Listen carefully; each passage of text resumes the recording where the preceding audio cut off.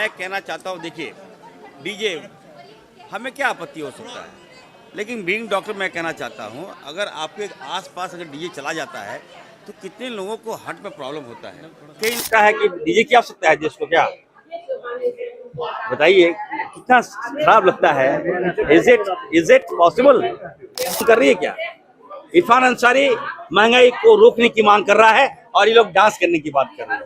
एक दिन जो है अगर रामनवमी में अगर बज रहा है बाजा तो आपको प्रॉब्लम हो गई, आपके इरफान अंसारी आपके आका को प्रॉब्लम हो गई, तो आपके आका को क्यों नहीं समझाते हैं कि किसी भी धर्म में हस्तक्षेप नहीं करना चाहिए। जब डीजे नहीं था तो सरूल नहीं होता था चाहे सरकार या प्रशासन ने जो भी किया अच्छा किया है। डीजे के रूप में जो बहुत फुहर आवाज होता है, फुहर गाने बजते हैं, लोग सुनाई देते हैं, ऐसे ही बहुत सारा नमस्कार, जोहार। आप देख रहे हैं चुनून न्यूज। मैं हूं निशा मिश्रा आपके साथ। डीजे बजेगा या डीजे नहीं बजेगा? डीजे बजेगा में वो लोग हैं जो रामनवमी को खुले दिल से और खुली बाहों से स्वागत करना चाहते हैं, रामलला के लिए, भगवान श्री राम के लिए। और दूसरा पक्ष है जो कह रहा है कि भाई डीजे सिर्फ शोर शराबा है, दिखावा है, ड्रामा है, फुहड़ता है और ना जाने क्या क्या। पूरे भारतवर्ष में जब जब रामनवमी आती है ना, तो इस तरीके से बवाल बरपाया जाता है। कभी हम पश्चिम बंगाल में देखते हैं कि तलवार लहराया जाता है, तो दिल्ली में देखते हैं कि भाई बजरंग दल वाले, कौन कौन से दल वाले जो लोग हैं वो कई ऐसे लोगों को कूट देते हैं, इसलिए क्योंकि वो उसमें हस्तक्षेप करने आते हैं, त्योहारों के साथ छेड़छाड़ करने आते हैं, तो उन्हें भरपेट पिटाई मिलती है। झारखंड की बात करें तो झारखंड में भी एक ही समुदाय के दो हिस्से हो गए हैं। मैं आदिवासी समाज की बात कर रही हूँ, और सत्तारूढ़ पार्टी में भी कई लोग हैं जो चिल्ला चिल्ला कर कह रहे हैं कि देश में और कितनी सारी समस्याएं, आपको डीजे पे नाचना है। इरफान अंसारी की बात कर रही हूं मैं। एकदम सदन के बाहर जो लोग बैनर पोस्टर लेकर खड़े थे कि डीजे रामनवमी में बजेगा, कौन रोकेगा, किसके में इतनी ताकत है कि आकर डीजे को रोक दे, तो इरफान अंसारी एकदम गुस्सा गए, गर्मा गए, मीडिया के सामने आपा खोते हुए बोला कि यहाँ पर पेट्रोल नहीं है, तेल नहीं है, देश में युद्ध के माहौल बने हुए हैं पूरे विश्व में, आपको डीजे पर नाचना है। मुझे अच्छा लगा वैसे इरफान अंसारी की बात, लेकिन इरफान अंसारी को हमेशा रामनवमी और हिंदू त्योहारों के समय पर ये बातें और ये डायलॉग्स निकलते हैं, ये गलत लगता है। अब इस पर जो आदिवासी समाज की नेत्री हैं निशा भगत, वो उन्होंने भी भाई वीडियो बनाया, मीडिया पे उन्होंने डाला कि जो लोग आज रामनवमी पर डीजे के खिलाफ है, वो लोग सुबह सुबह 3-4 बजे आजान के समय भोपू क्यों नहीं बंद करवाते। तब तो एक विशेष समुदाय के आजान की वजह से कई हिंदू समाज के जो लोग हैं उनकी भी नींद खराब होती है, क्योंकि भाई लोग 6 बजे, 7 बजे, 8 बजे, 9 बजे तक भी सोने वाले हैं, तो उनकी नींदें तो खराब होती हैं। कई बच्चे हैं जो परीक्षाओं की तैयारी कर रहे होते हैं, सुबह में पढ़ाई करते हैं, उनके इर्द गिर्द माइक में आजान बजता है, तो उन्हें भी डिस्टर्बेंस होता होगा, तो वो तो नहीं कहने आते हैं कि आप बंद कर दीजिए। तो जब वहां माइक नहीं बंद हो सकता है, तो रामनवमी में डीजे क्यों बंद होगा। इसके बाद फिर क्या था, आदिवासी समाज के लोग इस आदिवासी नेत्री के ही खिलाफ हो गए, कहने लगे कि ये भाजपा की दलाल है, आरएसएस की दलाल है, भाजपा इन्हें फंडिंग करता है, इसीलिए ये बढ़ चढ़कर हिंदू पर्वों को प्रमोट कर रही हैं, जबकि ये हैं आदिवासी। यहां पर मैं बात कर रही हूँ लक्ष्मी नारायण मुंडा को।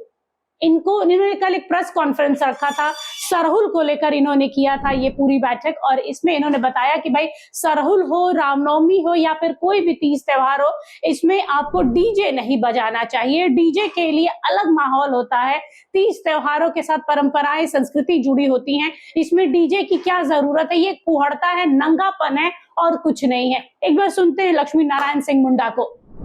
और जो प्रत्येक साल मनाया जाता है, अपनी परंपरा, अपना संस्कृति, अपना आस्था और अपना जो तौर तरीका है, उसी के अनुरूप ही इस बार भी मनाया जाएगा। हमारा साफ साफ कहना है कि इस पूरे मामले में लोगों को बिल्कुल शालीनता से, और हमारा जो शुरू से जो रहा है, कई बार लोग कंफ्यूज हो जाते हैं आधुनिकता और परंपरा। तो हमारा कहना है कि हम आधुनिकता के नाम न फुहरता परसें, आधुनिकता के नाम पर न नंगापन दिखाएं। हम मानव समुदाय के विकास क्रम में जो सरहुल का जो बुनियादी हमारा परंपरा पूजा आस्था का जो बुनियादी जो उसूल है, उसको निभाते हुए विकास के पायदान के साथ हम समायोजित कैसे करें, यह सबसे बड़ा अहम सवाल है। और इसलिए इस बात का हमेशा ख्याल रखा जाना चाहिए कि हम विकास के नाम पर भटके नहीं। तकनीक, विचार नए नए परिस्थिति में आते जाते हैं, लेकिन उसके मूल चीज़ों को, उसके बुनियादी चीज़ों को बरकरार रखने के लिए हम तमाम आदिवासी समुदाय को सचेत रहना होगा। सरहुल का शोभा यात्रा में, इस महापर्व में लोग शालीनता से रहें, शालीनता से आए, उलझुल हरकत नहीं करें। और सबसे बड़ा कि हमारा त्यौहार का जो खासियत है, भाईचारा, प्रेम, उल्लास, मूल बात यही है। सरहुल का मतलब प्रकृति प्रति कृतज्ञता और भाईचारा, हर्षोल्लास, उमंग, ये सब सारा चीज़ दिखना चाहिए, उसको यथार्थ में दिखना चाहिए। और लोग ऐसे चीज़ों को बना के रखें, अपना वॉलंटियर रखें, अपना खोड़ा दल को रखें, अपना नृत्य दल को रखें, है ना, पारंपरिक वाद्य यंत्रों को रखें, जरूरी चीज़ों के साथ अपना रस्सी हो या पानी हो, ये सब लेके चलें, हाँ, ताकि लोग सुरक्षित ढंग से मनाएं। मुख्यमंत्री यहाँ पर आएंगे, मुख्यमंत्री जी यहाँ आएंगे पूजा अर्चना करने के लिए वाहन के द्वारा? हाँ, न्योता दिया गया है तो निश्चय है आना चाहिए। और प्रत्येक वर्ष पर तो आते ही हैं। तो हमारा इसमें कहना है कि सब लोग को, समाज से जो लोग सब जुड़े हैं, सबको आमंत्रित किया गया है और मुख्यमंत्री जाते हैं तो अच्छी बात है। तो हमारा इसमें कहना है कि त्यौहार को त्यौहार के हिसाब से मनाया जाए। सौहार्द और प्रेम की बात हो रही है, कई विवादित बोल उठ रहे हैं, कुछ ना कुछ इश्यूज कहीं ना कहीं उठा रहे हैं बहुत सारे लोग, तो आप क्या कहना चाहेंगे वैसे लोगों को जो विवादित बातों को उठा रहे हैं, उसको तूल दे रहे हैं? प्रेम का संदेश, सौहार्द का संदेश, त्यौहार का संदेश, खुशहाली का संदेश नहीं देके उसको तूल देके दिशा से भटकाने की काम हो रहे हैं। तो कुछ लोग काम है, हर समाज में से लोग होते हैं। हम तो साफ साफ मेरा स्पष्ट मानना है, त्यौहार को त्यौहार रहने दें। उनके बुनियादी जो हमारा जो उसूल होता है, त्यौहार के हम बार बार कह रहे हैं, त्यौहार भाईचारा का है, उल्लास का, उमंग का और प्रकृति के प्रति कृतज्ञता का है। तो हम उसके उस हिसाब से मनाएं। नाहक विवाद लोग खड़ा करते हैं, इससे बचा जाना चाहिए समाज के।